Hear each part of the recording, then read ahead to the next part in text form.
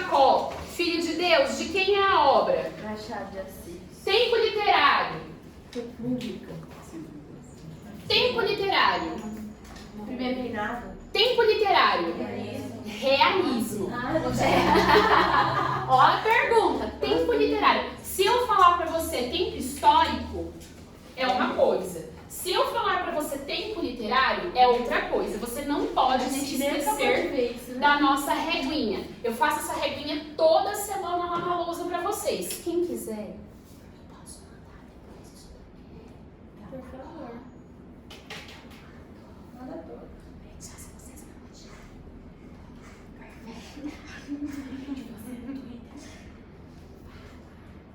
Tá bom, voltando. A gente tá aqui, realismo. O que você sabe sobre o realismo, Filho de Deus? Ele é antirromântico. Bom, esse é a sua linha de raciocínio. Essa é a sua linha de raciocínio. A obra foi publicada em 1904. Isso significa dizer que é o penúltimo livro do Machado de Assis. Ele vai ser publicado, em geral, as duas obras juntas. Porque a última obra vai ser qual? Memorial de Aires. Eu vou passar os meus livros para vocês olharem as coisas que eu grifei, que eu acho que caem na prova, tá bom? Olha como eu tô bondosa. Eu só preciso que todos os livros sejam devolvidos. Ah, não. Porque acontece de eu passar assim, ó, voltam 3. Isso sempre acontece. E quando eu morrer, eu volto para puxar seu pé. E aí o que vai acontecer? Esse livro é importante porque ele vai ser escrito num momento decisivo para o nosso país. Primeiro você precisa se lembrar de que o realismo começa quando? 1881, com a publicação de qual obra? Começa com M. Memórias Póstumas de Brás Cubas. Começa com Memórias Póstumas e a partir daí inicia-se o realismo. Você iniciou o realismo, muitas tensões vão acontecer. Por quê? Eu tenho um movimento abolicionista forte, ao mesmo tempo eu vou ter uma disputa no nosso país que é a instauração de, ora, império, ora, república. O que quer dizer isso? Que está tendo conflito. Essa obra retrata este momento. O que é mais importante dessa obra? O lance político. Porque a obra em si nem é tão legal assim. Olha, eu, professor de literatura, eu tô falando que não é tão legal. Então você entende que a carga sentimental com esse livro não é tão forte. Professora, por quê? Porque é um livro que ele passa mais tempo falando sobre o panorama do país que realmente contando sobre a história. Que na verdade é a briga de dois gênios. Qual é a intertextualidade que eu tenho com essa obra? A Bíblia, a história de Esaú e Jacó. Você sabe quem foram esses gênios e que Esaú era o primogênito e o Jacó era meio fracotinho, assim, meio fraquinho. E a mãe dele passava a mão na cabeça dele. Um belo dia, é feita toda uma trama por parte da Rebeca. O Jacó dá um prato de lentejas pro Esaú e ele troca a primogenitura. Primogenitura. Pronto. Pode ser primogenitura por esse prato de comida. Tudo bem? Tudo bom? Salvou isso aí? O que você precisa saber? Que o livro começa falando que os gênios brigavam no ventre. Eles já tretavam no ventre. Qual é o nome dos gêmeos?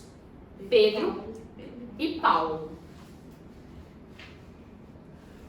O Pedro é mais quieto. O Paulo é da pá virada. Essa é a diferença entre eles. Só antes de passar para a história em si, lembrando as características realistas que a gente encontra nesta obra, você precisa saber que eu tenho a inversão dos ideais românticos, ou seja, nada é perfeito. Eu tenho o enfoque do homem no seu cotidiano. Lembrem-se de que a parada do realismo é falar sobre a burguesia, é olhar para a burguesia. Depois, eu tenho crítica social forte, sim, principalmente no que tange a esse olhar sobre a burguesia. A linguagem vai ser simples e objetiva, o que significa que ela é simples e objetiva, mas ela não deixa de ser detalhada. Eu vou repetir.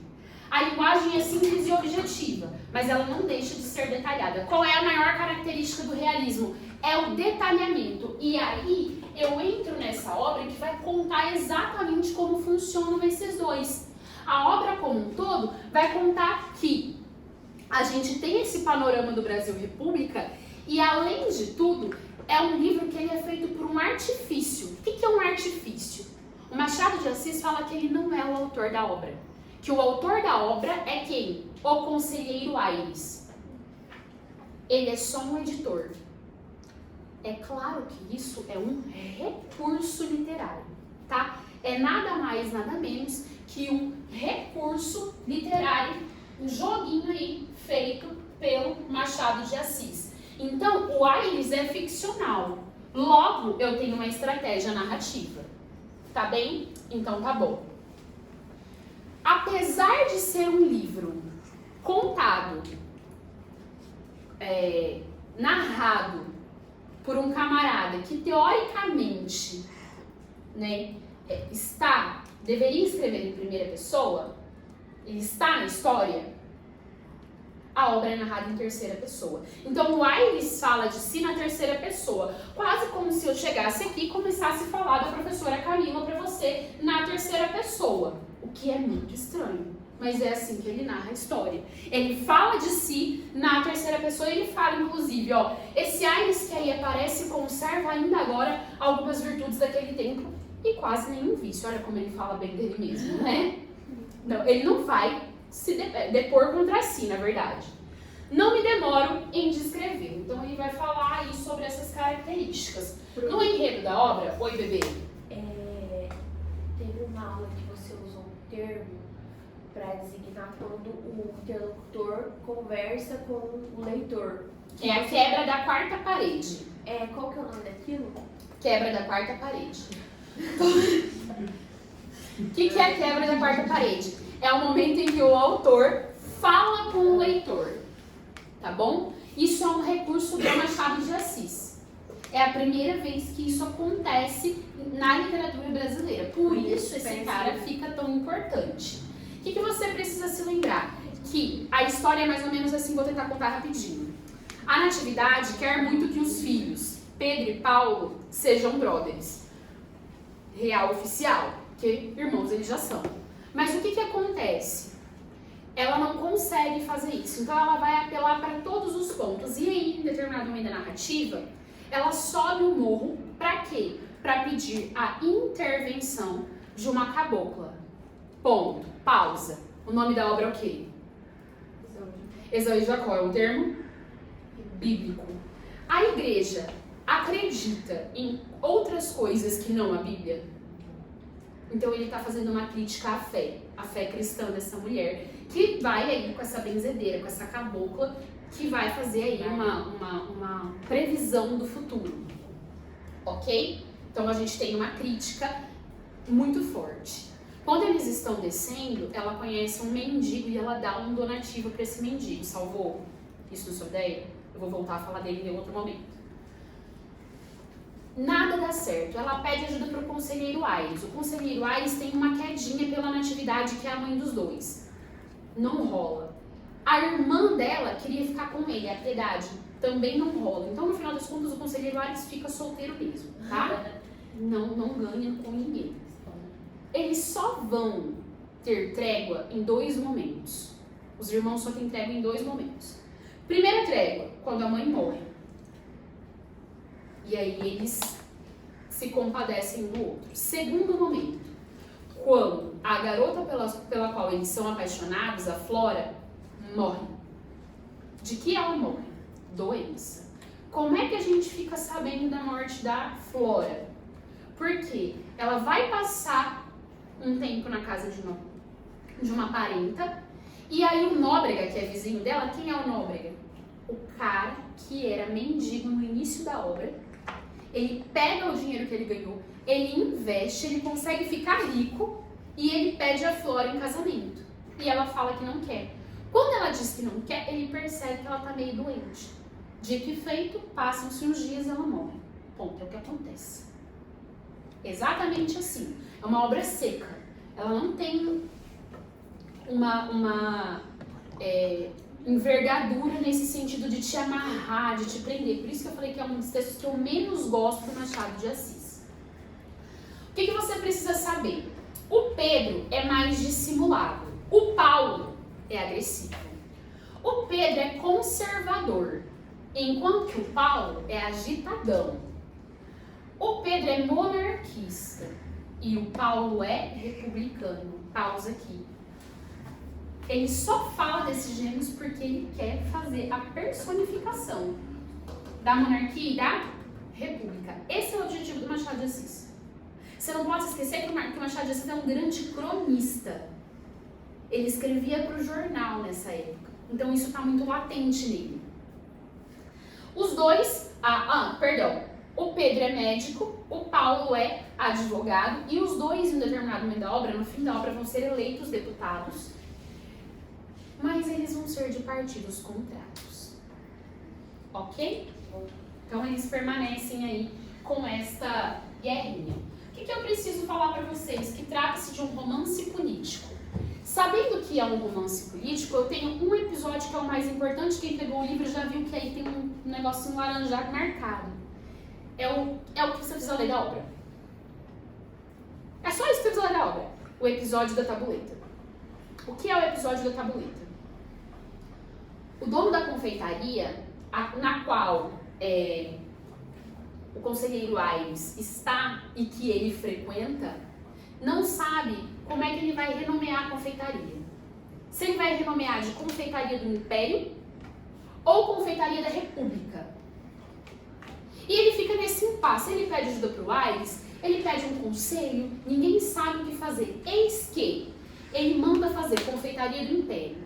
Rola uma festa na casa da Princess Belle e aí é instaurada a República. E aí ele fica o quê? Chateado. Por quê? Ele sabe que se ele colocar Confeitaria do Império, as pessoas não vão querer frequentar a confeitaria dele. Porque estão com preconceito em relação ao nome daquela confeitaria. E aí ele fica ali naquela coisa meio sem saber o que fazer e ele resolve falar com o pintor: repinta a minha tabuleta. E o pintor fala: não, primeiro eu quero receber para depois eu refazer o meu trabalho. E ele fica indignado com isso. O que o Machado de Assis quer de você? Que você reflita sobre quem está certo nesta situação. E que você reflita sobre como eram os serviços naquela época. Fez sentido? Salvou isso na sua mente? O episódio da tabuleta é o mais importante da obra. Se eu tivesse que mandar vocês lerem alguma coisa, seria só isso. Deu os 20 minutos. Alexa, desligar. Tá. O que você precisa saber sobre a Flora, que eu comentei? A Flora é uma utopia. Porque o que ela quer é basicamente unir as características do Pedro e do Paulo para ter uma pessoa perfeita.